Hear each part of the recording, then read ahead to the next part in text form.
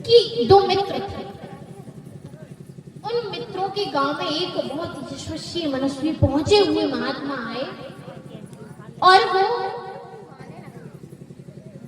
प्रवचन करने के लिए आए कि सबको ठाकुर की तरफ जोड़े, ठाकुर से जोड़े, भगवान से जोड़े, उन्हें बताएं कि भगवान क्या है। और जाने बिन ना हुए पर प्रीति, बिन पर प्रीति हो ही नहीं प्रीति। जब तक आप किसी के बारे में जानोगे नहीं, उसका स्वभाव नहीं जानोगे, उसका गुण नहीं जानोगे, तब तक उसमें प्रीति, उसमें स्नेह, उसमें प्रेम आपको कभी हो ही नहीं, निश्चित है। पहले किसी के बारे में जानते हैं, बोले इसका स्वभाव बड़ा अच्छा है, महाराज अटैचमेंट हो गया, इसका स्वभाव बहुत अच्छा है, ये एहसान कर कर एहसान जताता नहीं है, एहसान फरामोश नहीं, बहुत अच्छा स्वभाव। तो महाराज वो संत समझाना चाहते थे उस गांव के, उन गांव के लोगों को कि भैया भगवान से जुड़ो, उनमें प्रीति रखो, तभी तुम्हारा कल्याण होगा। तो महाराज जो वो दो मित्र थे, सभी लोग, पूरे गांव के लोग आते थे, खूब सुनने के लिए आते थे। महाराज जो दो मित्र थे उनमें से महाराज एक मित्र इतना क्रूर, इतना, अरे भगवान में कोई बहुत नास्तिक था, भगवान को मानते ही नहीं कि भगवान जैसी चीज कोई होती भी है, भगवान होते भी है, नहीं मानता था।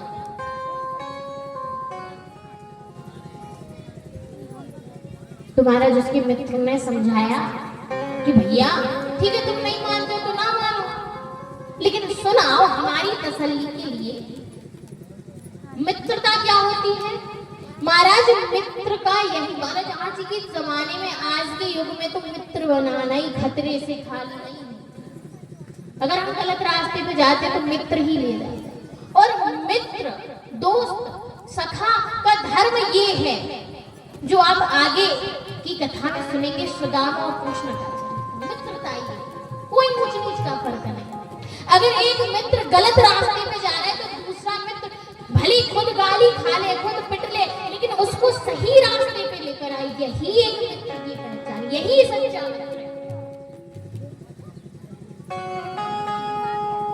मित्रता सबसे बड़ी बात है, संगति, संगति अच्छी होनी चाहिए। भले आप में दोष है, लेकिन अगर संगति अच्छी है तो महाराज आप सभी दोषों से दूर हो जाते, आप में कुछ ना कुछ तो उस मित्र का गुण आ ही जाएगा, क्योंकि जो असर संगति का बड़ा असर है।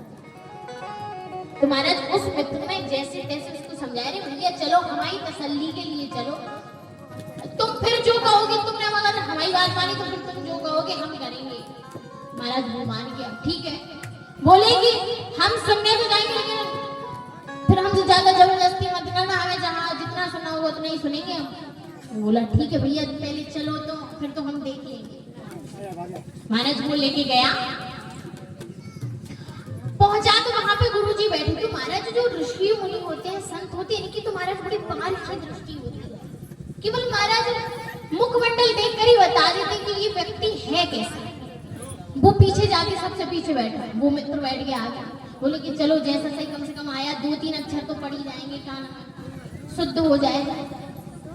तो महाराज गुरुजी ने उस जो आगे बैठा था उससे कहा कि भैया ये तुम्हारा मित्र है, क्योंकि तुम दोनों साथ आए हो, ये तुम्हारा कोई करीबी है, रिश्तेदार है, मित्र है? तो बोले हाँ मित्र है हमारा। बोले कि फिर उसे आगे लेके आओ, तुम्हारा मित्र है, कैसे मित्र हो? तो उसने कहा महाराज यही बहुत बड़ी कृपा है कि आ गया, ये तो आने का ही नाम नहीं ले रहे थे, वो तो जैसे तैसे खींच खाच के लाए हैं। बोले कि हाँ, अगर हम कहेंगे तो मानेगा? बोले कि गुरुजी ये तो आप ही जानो, हम तो कोई गारंटी कार्ड नहीं दे सकते, हम खुद परेशान हैं, तो फिर हम आपकी क्या क्या। तो महाराज गुरुजी ने कहा अरे भैया जो पीछे बैठो, यहाँ पे आओ, आगे आओ। वो खड़ा हुआ, बोले हम क्यों आए आगे? गुरुजी ने कहा तुम्हारा मित्र आगे बैठा है, तुम पीछे बैठे, बताओ तुम्हारी क्या इज्जत रह जाएगी? मित्र को सब कोई पूछेगा, तुम्हें कोई पूछेगा ही नहीं, क्योंकि तुम तो सबसे पीछे बैठे हो। बोले अरे हमें किसी से कोई पूछवाना नहीं, हम तो जैसे हैं सही हैं, हम नहीं बैठेंगे आगे। गुरुजी ने कहा अरे भैया बैठ जाओ हमारी विनती है। तो हाथ जोड़ के बड़े प्यार से प्रेम से बोले। अब जो मित्र था बोले भैया आ जाओ, तुम इतना कह रहे हैं तो मान जाओ, संत हैं, ऋषि हैं, हमारी पूजनीय है, वंदनीय है। महाराज वो जैसे तैसे आगे आके बैठ गया। जब महाराज आगे बैठ गया तो गुरुजी ने फिर एक बात और कही। बोले कि भैया संकीर्तन करवाया, राम नाम संकीर्तन। तो महाराज जब राम नाम संकीर्तन करवाया तो महाराज सब तो संकीर्तन में गावे बोले, लेकिन महाराज जो वो लड़का था, जो वो मित्र था उसका, जो बड़ा ही नास्तिक प्रवृत्ति का था, वो ना बोले हम नहीं बोलेंगे, आगे बैठ गए, बहुत ही है।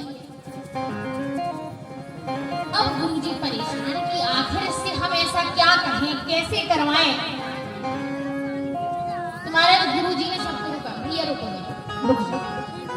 बोले कि तुम केवल एक बार नाम बोल दो, बस केवल एक बार बोलना, ज्यादा नहीं बोलवाएंगे, केवल एक बार। बोले कि हम नहीं बोलेंगे। इतनी बात मान ली, पीछे से आए। एक तो इन भाई साहब ने हमसे वहां से कह रहे कि कथा सुनने चलो, तो हम कथा में आए। फिर कह रहे हैं कि आगे और तुम आगे आए। अब कह रहे हो राम हम नहीं बोलेंगे, हम बिल्कुल नहीं बोलेंगे ना। बोले कि भैया बोल दो, तुम्हारी जय हो जाए। बोले कि हम तो नहीं बोलने वाले। महाराज को क्यों माने, ना माने गुरु जी कह करके परेशान। बोले कि भैया बोल दो। अब हमारे मित्रता में कभी कभी खींचातानी हो जाती है। बोला अरे भैया बोल दो, तुम्हारी कसम है, तुम बोल दो। अब महाराज को परेशान हो गया ये कि अब उसने कसम दे दी, भले ही चाहे हमें जैसे ही हुए, लेकिन अब मित्र के लिए तो इतना तो करना ही पड़ेगा। तो उसने कहा ठीक है कह देंगे।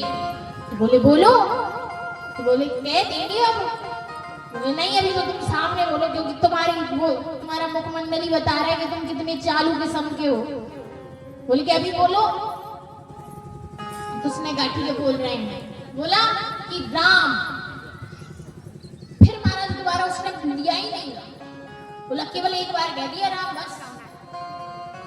अब महाराज वो व्यक्ति पूछे आपने कहलवा तो दिया कि राम, लेकिन अब राम नाम से होगा क्या? तो गुरुजी बोले देखो ये है मृत्यु लोक, यहाँ पे मृत्यु निश्चित है, और आज नहीं तो कल आपको हमको सबको जानेंगे। अपने घर तो सब लौटते हैं कि नहीं, हमारा घर वो है, वो तो हम यहाँ महाराज वीसा पासपोर्ट बनवा के आए हैं, काम वाम करके फिर वहीं पे। तो महाराज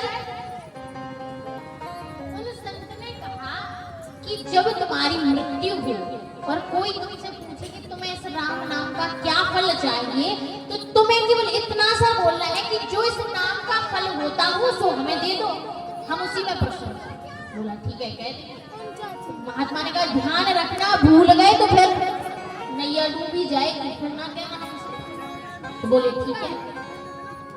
महाराज वो अपना प्रवचन पूरा करके, सप्ताह पूरा करके प्रस्थान किए और महाराज कुछ दिन पश्चात उस व्यक्ति की मृत्यु हुई। यमराज के पास पहुंचा तो चित्रगुप्त जी महाराज पूरा बायोडेटा लिखते हैं, एक एक का इसने क्या पुण्य किए, क्या पाप किए, क्या किया है, क्या नहीं किया है। जब उस सबकी एक लाइन लगी महाराज खूब लंबी। अब महाराज इसका नंबर आया। बोले कि चित्रगुप्त जी ने यमराज को बताया काम में महाराज बड़ा खतरनाक, बच के रहना, गड़बड़ हो जाएगी। यमराज जी बोले क्यों? इसको तो इसके जो पाप किए पुण्य के उसका फल तो देना ही पड़ेगा। बोले कि महाराज आप कह रहे हो पुण्य पाप ही पाप से भरा है, पुण्य तो कुछ किया ही नहीं। हाँ महाराज सबसे बड़ी बात तो ये अपने जीवन में केवल एक राम नाम लिया, सबसे बड़ी बात तो ये। यमराज कह रहे जैसे यमराज कह रहे अरे भैया धीरे धीरे बोलो, जो इतने जो नास्तिक निकल रहे हैं ना नरक के लिए, अगर उनके कान में राम नाम पड़ गया तो हमारा तो पूरा व्यापारी ही ठप्प हो जाएगा। बोले धीरे बोलो। बोले हाँ सही कह रहे हैं आप। अब महाराज वो मनुष्य यमराज के पास आया। यमराज ने पूछा भैया तुम क्या फल चाहते हो, तुम्हें राम नाम का क्या फल चाहिए? महाराज उस व्यक्ति ने कहा, अब उसे वो संत की बात कि संत ने क्या कहा, बोला कि महाराज जो राम नाम का फल होता हो तो हमें दे दो, हम तो उसी में प्रसन्न हैं। अब यमराज अपनी सारी पुस्तक सारा मटेरियल खंगाल डाला, पता ही ना चले कि राम नाम का फल क्या होता। बोले अब क्या करें, देना तो पड़ेगा, नहीं देंगे तो सृष्टि का क्रम बदल जाएगा। तो महाराज वो कह रहे कि चलो उनसे पूछते जिनने पूरी सृष्टि को रचाया। ब्रह्मा जी के पास चलते, उन्हें तो पता ही होगा, जब उन्होंने पूरी सृष्टि को रचाया तो उन्हें पता होगा कि राम नाम का क्या फल होता है। महाराज ब्रह्मा जी के पास गए। अब आगे आगे यमराज, पीछे चित्रगुप्त, तो फिर वो मनुष्य। अब महाराज जा रहे हैं ब्रह्मा जी के पास, बोले प्रणाम पितामह। पितामह जी बोले क्या बात है भैया, जो आपके पीछे चलने लगता है बहुत बड़े संत हैं, विद्वान हैं, बहुत भगवान को मानते, तभी तो आप हमारे पास लेके आए हो। यमराज बोले जय हो प्रभु, आप सुनोगे तो आपके पैरों तले से धरती खिसक जाएगी कि ये संत है कि असंत है। बोले कि ये संत नहीं, इनने अपने पूरे जीवन में, ये तो इतनी बड़ी महापुरुष है, इतनी बड़ी मूर्ति है, इनने अपने पूरे जीवन में केवल एक राम नाम बोला है। महाराज कोई हो तो ऐसे ही, नहीं तो धोखे में ही बोल देता है। किसी ने कहा राम राम भैया, जल्दी जल्दी में नहीं दिया क्या, आगे बढ़ो। महाराज तो कोई तो धोखे से भी बोल देता है, लेकिन तो महाराज ने तो नाम तोल के एक ही बार बोला। अब ब्रह्मा जी से पूछा कि भैया राम नाम का फल क्या है।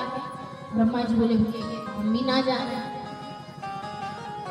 अब परेशान कि बताओ ब्रह्मा जी को नहीं पता तो अब किसको पता होगा।